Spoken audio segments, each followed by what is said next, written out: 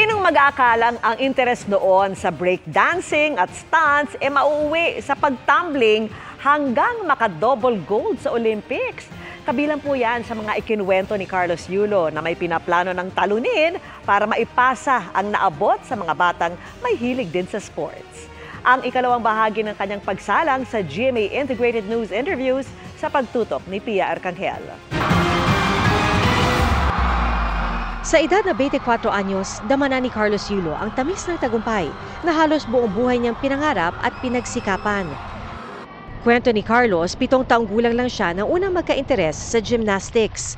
Uso po before yung breakdancing po sa mga piyesta-piyesta po. Yung mga nagtatumblings po.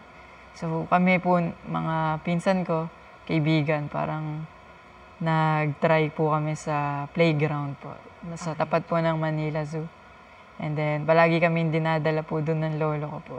So, doon kami nagtatry hanggang sa matuto po kami ng mga basic po. Doon po, sa damuhan lang po.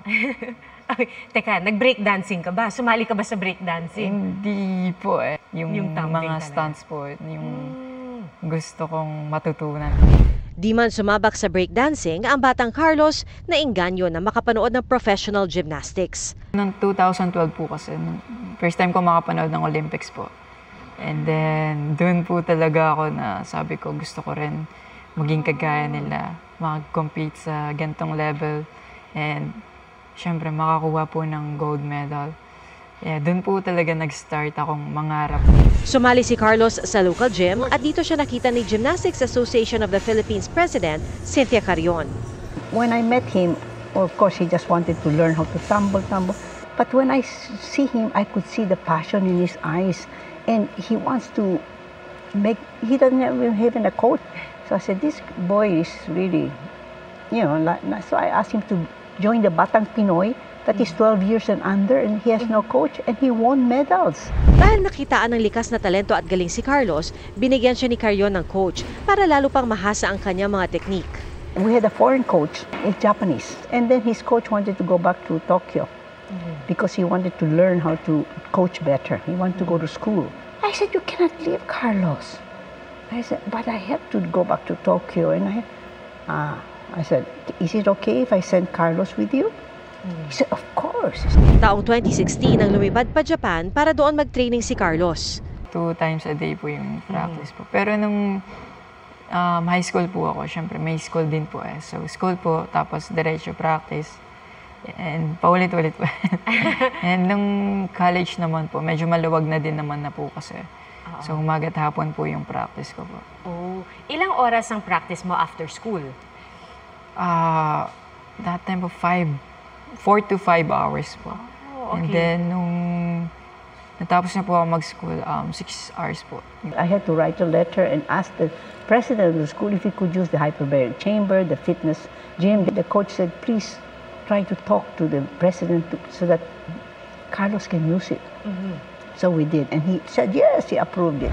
Balak ngayon ni Carlos na bumalik sa kanyang dating eskwelahan sa Tokyo bago matapos ang taon para personal na makapagpasalamat sa mga taong tumulong sa kanya. At bilang pasasalamat din, nais ni Carlos na buksan ang daan para sa mga batang tulad niya na may hilig sa sports sa pamamagitan ng pagsasagawa ng mga gymnastics clinic. Gusto ko din ma-share yung knowledge na natutunan ko po sa naging journey ko.